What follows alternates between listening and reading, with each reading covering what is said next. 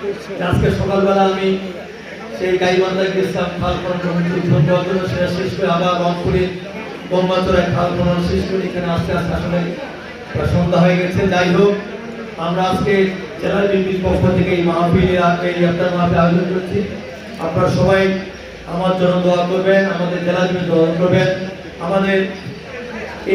পঞ্চগড়ের guardian mister জমি সরকার দোয়া করবেন,